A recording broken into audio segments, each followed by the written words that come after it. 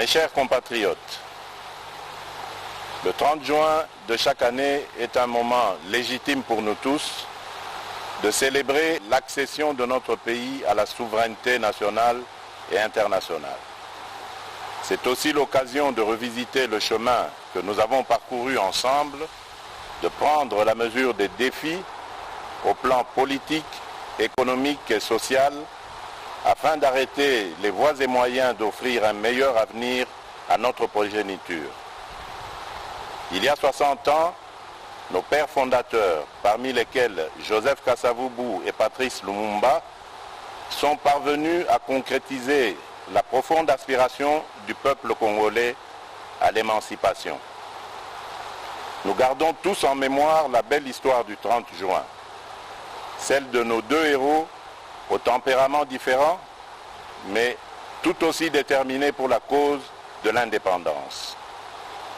À cet égard, il me paraît juste, 60 ans plus tard, de réconcilier ces deux approches et d'élever Joseph Kasavubu, longtemps oublié, au rang largement mérité de héros national.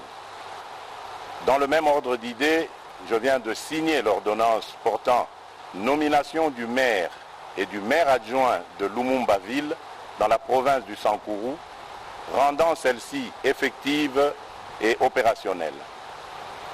Le Congo, ce pays voulu et créé sans nous, 75 années plus tôt à Berlin, nous l'aimons et nous le chérissons, unis par le sort et ayant en partage une longue histoire commune, faite de joie, de larmes, de sueur et de sang. Sans équivoque, nos pères ont fait le choix de l'indépendance, de la dignité et de la solidarité nationale, tout en étant conscients du risque encouru par le pays, car à son devenir économique et social, faute d'une préparation adéquate de la jeune nation. L'effondrement du socle de confiance intervenu entre les acteurs politiques nationaux dès le lendemain de la proclamation de notre indépendance est le résultat combiné de l'inexpérience, de la jeunesse de la classe politique et du jeu malsain des convoitises extérieures. Ce départ raté a conduit notre pays, un pays aux promesses pourtant exceptionnelles, dans une descente aux enfers qui a pu paraître interminable et qui n'a épargné aucun secteur de la vie nationale. Déjà avant l'indépendance, dans son discours visionnaire d'Accra en décembre 1958, Patrice Lumumba nous invitait à nous opposer de toutes nos forces à la balkanisation du territoire national sous quelque prétexte que ce soit. Effectivement, comme un serpent de mer, la menace de la balkanisation aura traversé l'histoire de ces 60 dernières années, la rendant tumultueuse et trouble sous l'instigation de puissances extérieures en complicité avec des enfants du pays et des pays voisins. Loin de briser notre volonté de vivre ensemble, je voudrais que les menaces contre notre pays raffermissent les liens historiques et le sentiment patriotique qui font de nous les fils et les filles de la grande nation congolaise au cœur de l'Afrique. Très chers compatriotes, au combat pour l'indépendance s'est substitué un combat pour la démocratie, les libertés fondamentales et le progrès social, comme si, après l'indépendance, le peuple du Congo avait troqué une soumission externe contre une soumission interne. 60 ans durant, malgré les vicissitudes et leur cortège de conséquences douloureuses, notre patrie est restée une et indivisible. Je sais gré à toutes les filles et à tous les fils de la République qui ont lutté jusqu'au sacrifice suprême dans leur détermination à préserver l'intégrité de notre territoire, l'unité nationale et les droits humains. Je n'oublie personne. Je pense à nos vaillants officiers et soldats qui travaillent nuit et jour dans des conditions extrêmement difficiles. Je pense à nos mamans et nos sœurs martyrisées dans leur chair. Je pense à nos enfants victimes des conflits, à qui un triste destin a arraché le simple droit d'espérer. Je pense à nos classes laborieuses, à nos paysans, à tous ceux qui chaque matin affrontent des difficultés de tout genre pour subvenir aux besoins de leur famille. Je pense à l'ensemble de nos forces vives, et en particulier tous les combattants et martyrs de la démocratie, qui, dans la suite d'Étienne Tshisekedi d'heureuse mémoire, ont affronté les répressions les plus sanglantes, les plus barbares, depuis les temps forts de la guerre froide jusqu'à la veille des élections de décembre 2018. Je pense à nos filles et à nos fils, lâchement abattus dans les rues de nos villes et de nos villages, jusqu'à l'intérieur des églises ainsi profanées. Je n'oublie personne, je n'oublie rien, aucune douleur, aucun déchirement ne doit être oublié. Au nom de l'ensemble du peuple congolais, je m'incline une fois de plus devant leur bravoure. Leur héroïsme nous a permis de franchir une étape importante dans notre marche vers l'instauration d'une nation respectueuse de la personne humaine et du caractère sacré de la vie. Mes très chers compatriotes, à vous tous, mes amis, qui avez lutté sans relâche à nos côtés, je vous demande de faire de ce 30 juin 1960 une date illustre que vous garderez ineffaçablement gravée dans vos cœurs.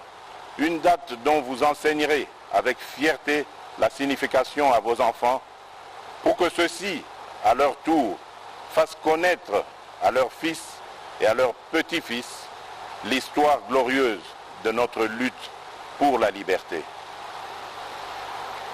Cet appel prophétique lancé par Patrice Emery Lumumba le 30 juin 1960, je vous demande de le graver indélébile dans votre conscience, car plus que jamais, il demeure d'actualité.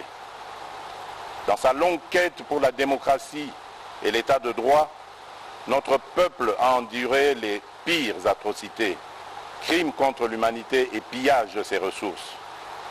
Aujourd'hui, 60 années plus tard, le devenir de la nation est toujours entre les mains d'une classe politique, toutes tendances confondues, qui demeure versatile et qui peine à arracher la nation du cercle vicieux de l'instabilité et de la pauvreté. Jugez vous-même de notre héritage commun 60 ans après. Alors que le revenu moyen par habitant était de 1 000 $ américains en 1960, il est estimé à 400 $ américains aujourd'hui, en termes constants.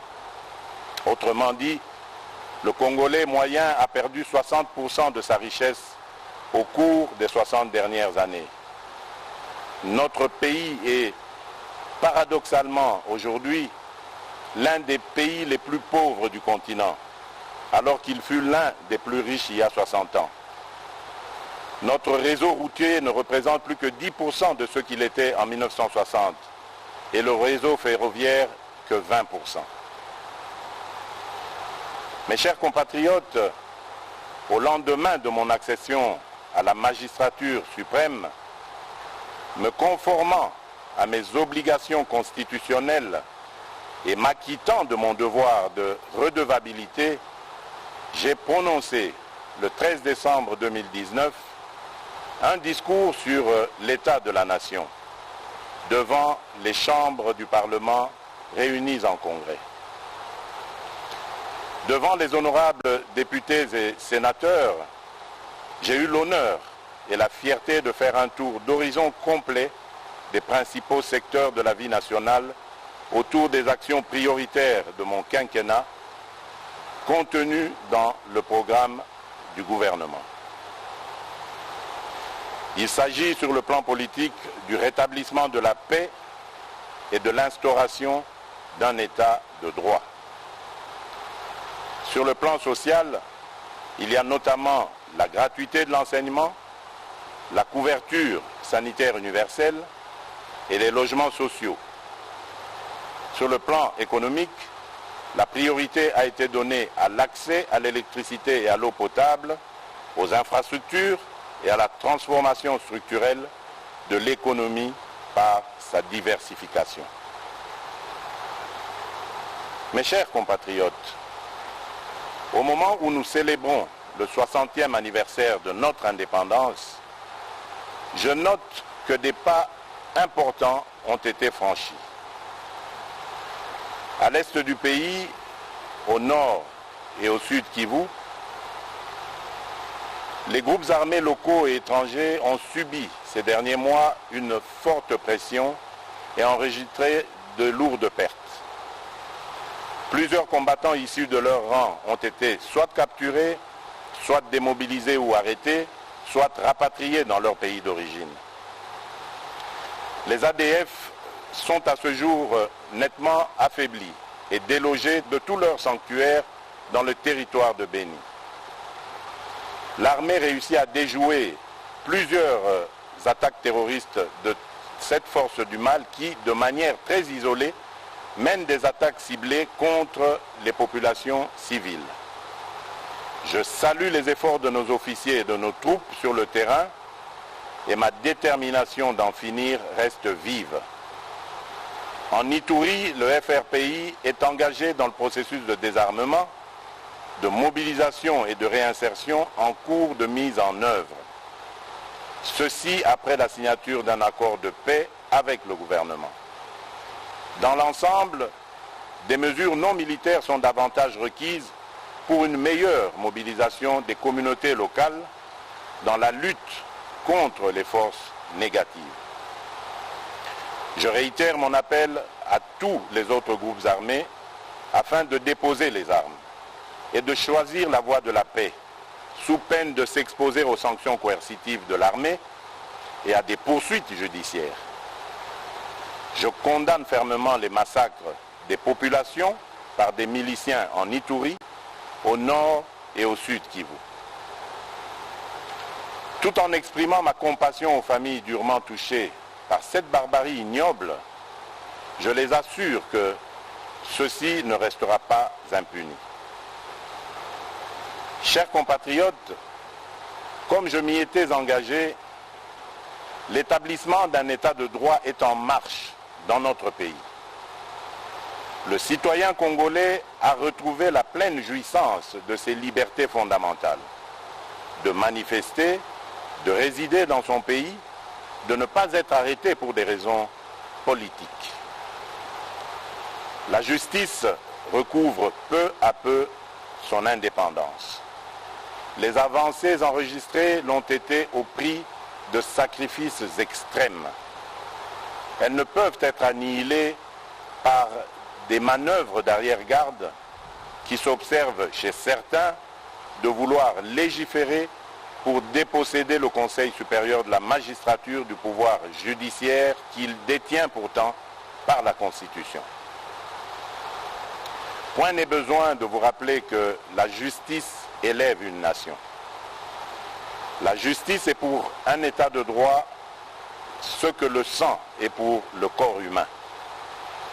Voilà pourquoi j'estime que les réformes dans ce secteur doivent être dictées non pas par le souci de s'assurer une protection d'une personne ou d'un groupe de personnes, mais plutôt par le souci d'apporter plus d'efficacité et d'efficience au fonctionnement de la justice.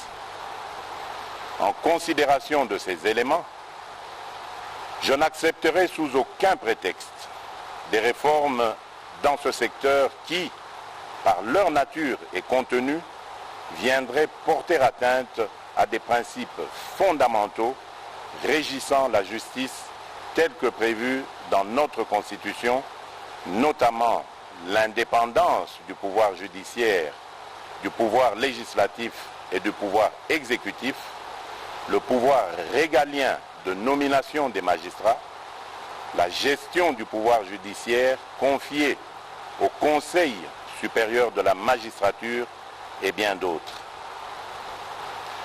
Je m'étais également engagé à rendre l'enseignement de base obligatoire et gratuit pour tous. À ce jour, fréquenter l'école est devenu une réalité pour nos enfants, quelles que soient leurs conditions sociales. En effet, jusqu'à la rentrée de 2019, notre pays était l'un des derniers au monde où l'école primaire était encore payante. Les parents finançaient les 2/3 des coûts de scolarité et 4 millions d'enfants n'étaient pas scolarisés en 2018 parce que les parents devaient choisir entre les nourrir ou les faire étudier. Depuis que nous avons lancé cette grande réforme pour la gratuité, 2,5 millions d'enfants supplémentaires ont pu retrouver le chemin de l'école. Cependant, cet engouement salutaire met en exergue 2 autres importants défis que nous devons relever.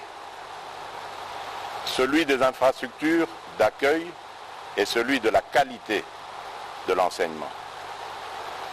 Quelles qu'en soient les difficultés, nous sommes sur la bonne voie et nous restons déterminés.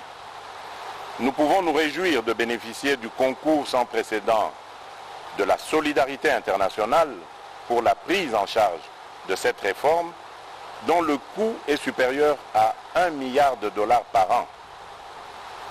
Mais il nous faudra davantage mobiliser nos ressources internes à travers l'impôt pour soutenir à long terme l'éducation de nos enfants.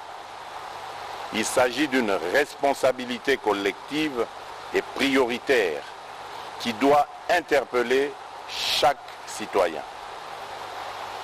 J'ai également pris l'engagement de mettre un terme à l'impunité pour donner un sens à la lutte contre la corruption et les antivaleurs, car celles-ci sont à la base de presque tous les maux dans les différents secteurs de la vie nationale.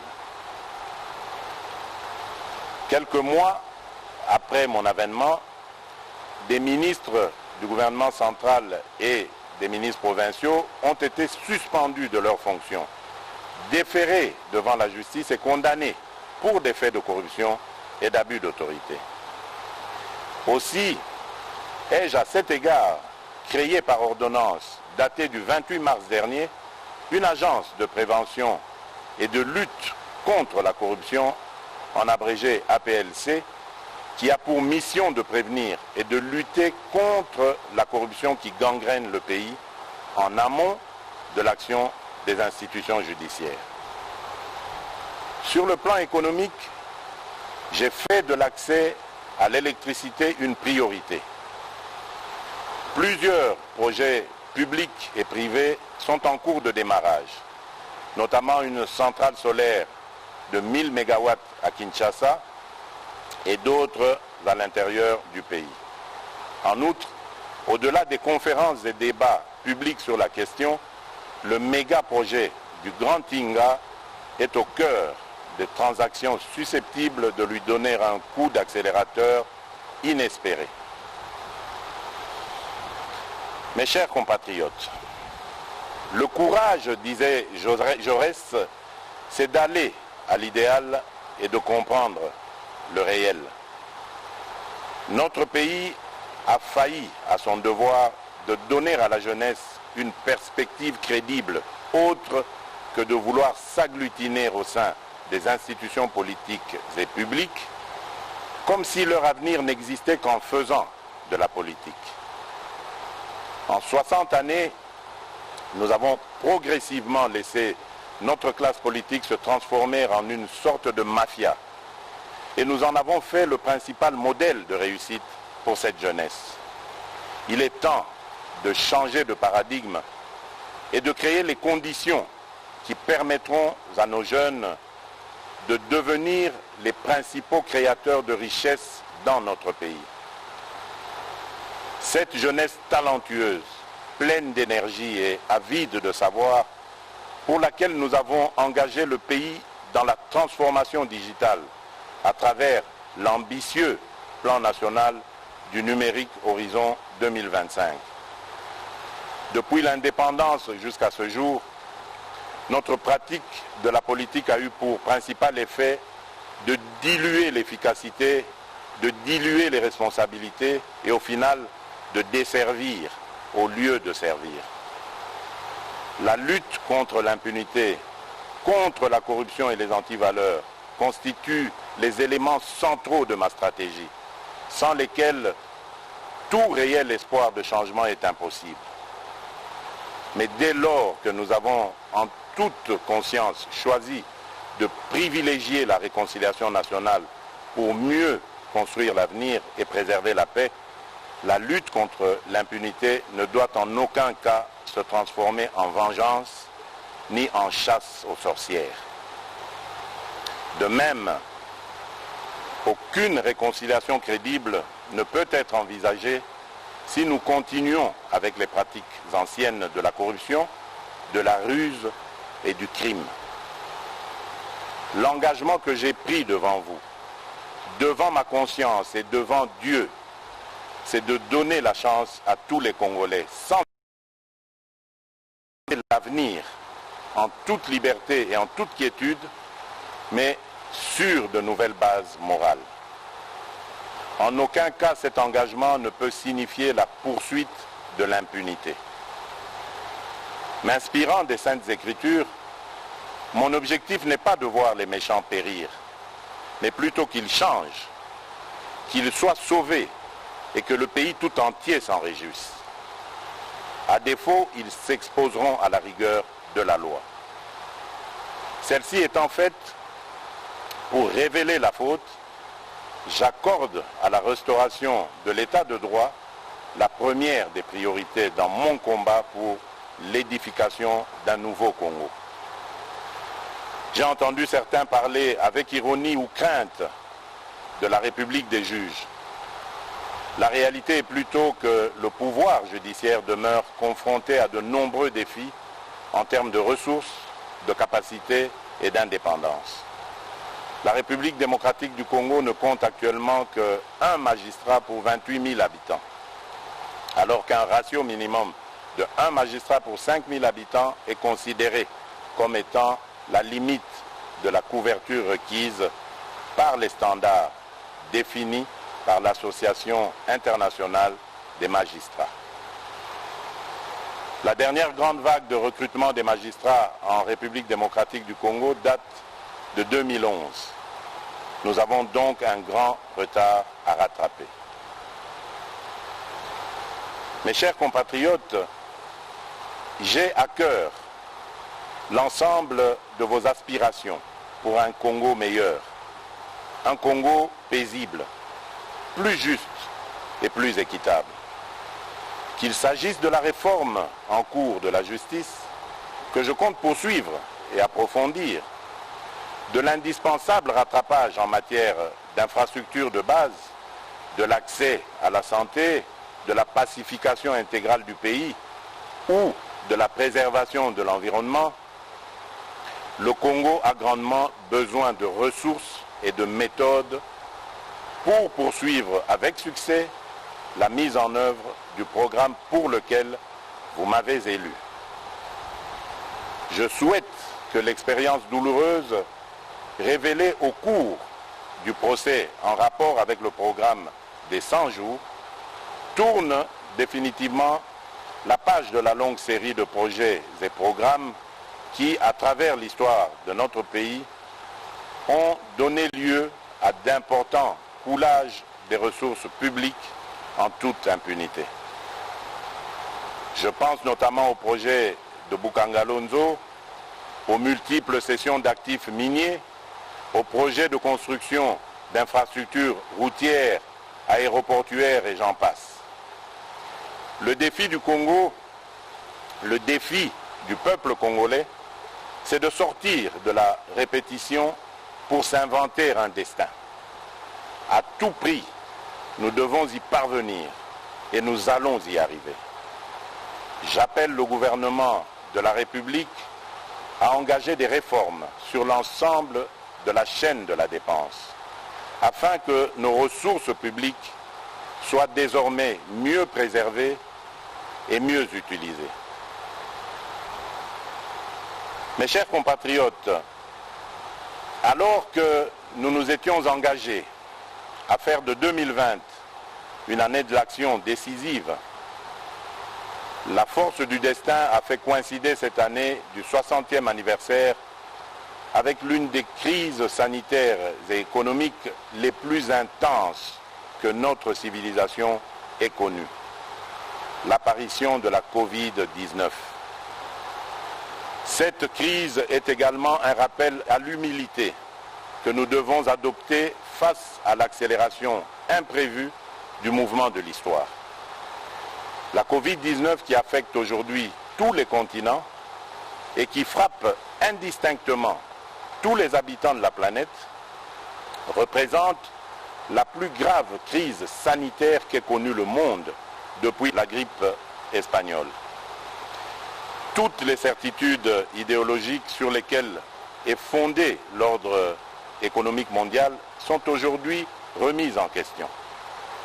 Pour s'adapter à cette nouvelle donne et offrir à ses États membres la possibilité d'investir massivement dans la lutte contre la Covid-19, l'Union européenne ainsi que la Banque centrale européenne ont revu et assoupli de manière exceptionnelle leurs règles et pratiques en matière budgétaire et d'endettement. Lorsque notre pays a été frappé à son tour par cette pandémie de Covid-19, j'ai, dans mes messages des 18 et 24 mars 2020, annoncé les mesures de prévention et de protection contre ce virus, en même temps que j'ai déclaré l'état d'urgence conformément aux dispositions pertinentes des articles 85, 144 et 145 de notre Constitution. La pandémie du coronavirus nous a une fois de plus rappelé à quel point nous étions dépendants de l'extérieur et combien nous pouvions être vulnérables à cause d'un système de santé déficient. Et pour atténuer les impacts immédiats de la Covid-19 dans notre pays, j'ai immédiatement engagé le gouvernement à prendre des mesures pour assurer la prise en charge sanitaire des personnes affectées par la pandémie ainsi que pour garantir la continuité de l'approvisionnement du pays en denrées de première nécessité. L'ensemble de ces dispositions ont permis de réduire très sensiblement le taux de létalité de la pandémie dans notre pays. Celui-ci est passé de 10% de décès dans les premiers jours à moins de 2,5% actuellement. Au niveau économique, la pandémie nous a rappelé l'excessive dépendance du pays vis-à-vis de l'extérieur. Ainsi, quelques grands projets agricoles ont été initiés pour renforcer notre autosuffisance alimentaire. 33 000 hectares à travers le pays ont été affectés aux cultures vivrières et commencent à produire leurs premiers résultats, dont 3 000 tonnes de riz à Kimpese, 4 000 tonnes de paddy à Nkuni. Nous attendons de récolter et transformer bientôt le manioc planté sur 800 hectares à Wangata. Afin de consolider cet élan sur les plans sanitaires et économiques, j'ai lancé le 18 juin 2020 un programme multisectoriel d'urgence dont le coût est estimé à 2,6 milliards de dollars américains. Il va sans dire que dans ce contexte de crise, il est également urgent de procéder à des économies partout où nous pouvons en réaliser, en commençant par les institutions politiques, afin de dégager des marges de manœuvre budgétaires supplémentaires pour assurer les dépenses sociales en faveur des catégories les plus fragiles. Mes chers compatriotes, à sa création, en marge de la conférence de Berlin en 1885, notre pays a été baptisé État indépendant du Congo.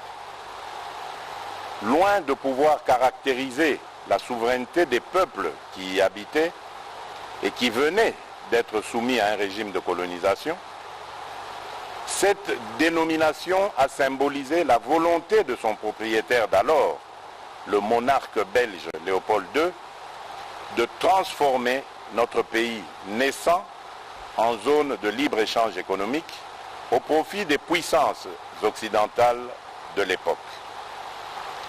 C'est ainsi que notre pays a toujours été un centre d'enjeux planétaires qui le dépasse, au point que c'en est devenu son ADN, la source de ses joies et de ses peines.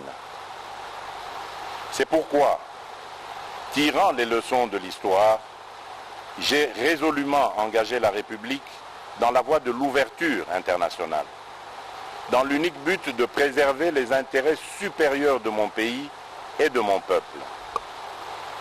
C'est dans ce contexte que j'estime nécessaire que notre histoire commune avec la Belgique et son peuple soit racontée à nos enfants en République démocratique du Congo ainsi qu'en Belgique sur la base d'un travail scientifique réalisé par les historiens des deux pays. Mais le plus important pour l'avenir, c'est de bâtir des relations harmonieuses avec la Belgique, parce qu'au-delà des stigmates de l'histoire, les deux peuples ont su construire une relation forte que j'ai pu vivre personnellement lors de mon exil en Belgique, mon autre Congo. C'est ainsi que, n'eût été la pandémie de la Covid-19, j'avais prévu de commémorer les 60 ans de notre indépendance ici à Kinshasa, avec comme invité spécial le roi Philippe de Belgique, qui, tout comme moi, cherche à renforcer les liens entre nos deux pays sans renier notre passé commun, mais dans l'objectif de préparer un avenir radieux et harmonieux au profit de nos deux peuples. J'ai parcouru le monde durant ces 17 derniers mois pour porter mon message, que dis-je, notre message, celui de l'aspiration du peuple congolais à la paix, une paix sincère et durable avec tous, dans le cadre d'une coopération économique fondée sur des intérêts mutuels bien compris. J'ai reçu partout un accueil enthousiaste, parfois au-delà de mes attentes. Et la voix de la République démocratique du Congo dans le concert des nations compte désormais plus qu'avant. Notre pays, naguère victime de guerres d'agression, assure désormais des médiations de paix et offre ses bons offices, notamment entre l'Égypte et l'Éthiopie, en rapport avec le différend relatif aux eaux du bassin du Nil, ou encore aux côtés de l'Angola pour la recherche de la paix entre le Rwanda et l'Ouganda dans l'intérêt de la paix dans l'ensemble de la sous-région des Grands Lacs.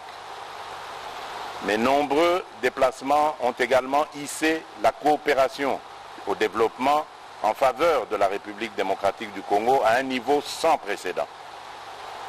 Rien que pour la Banque mondiale et le Fonds monétaire international, depuis février 2019 jusqu'à ce jour, notre pays a mobilisé plus de 3,4 milliards de dollars en dons et en prêts approuvés par ces deux institutions, desquels environ 1 milliard ont déjà été décaissés. Au niveau bilatéral, les nouveaux engagements financiers générés en faveur du Congo à la suite de cette intense activité diplomatique dépassent le milliard de dollars, dont plus de 600 millions rien que pour les États-Unis d'Amérique, pays avec lequel nous avons établi une relation privilégiée et stratégique. J'ai cependant constaté que les flux d'aide publique approuvés en faveur de la République démocratique du Congo tardent souvent à être décaissés, parfois jusqu'à 11 mois de retard, à cause des pesanteurs inexplicables, voire inacceptables, liées aux formalités administratives et législatives de mise en vigueur des différents accords de dons ou de prêts. L'urgence de nos défis économiques et humains ne peut continuer de s'accommoder de tels atermoiements funestes. Mes chers compatriotes, je suis bien conscient que dans votre fierté légendaire, vous ne pouvez vous contenter d'une situation de dépendance structurelle à l'aide publique internationale. C'est pourquoi je nous invite à concentrer l'essentiel de notre fierté nationale à promouvoir le sens de la valeur du travail, la création de la richesse, le juste et l'exercice de la solidarité nationale.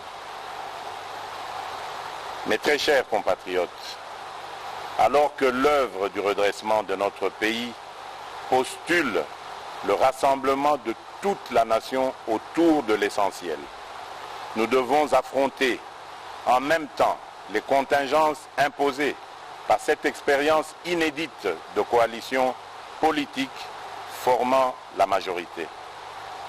Il est important que cette expérience inédite et sensible, mais que nous voulons salutaire, ne conduise à aggraver les problèmes de notre société en créant ou en renforçant l'hostilité mutuelle et la méfiance. Comme il y a 60 ans, étrange répétition de l'histoire, et un président de la République qui viennent de composantes politiques différentes, jadis en opposition frontale.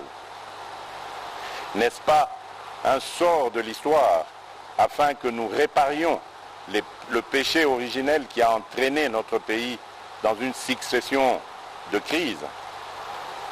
C'est pourquoi, en tant que garant constitutionnel du bon fonctionnement des institutions, je ne ménagerai aucun effort pour m'assurer, via un dialogue interinstitutionnel régulier, qu'aucune crise inutile ne puisse perturber la stabilité du pays, si importante pour son essor.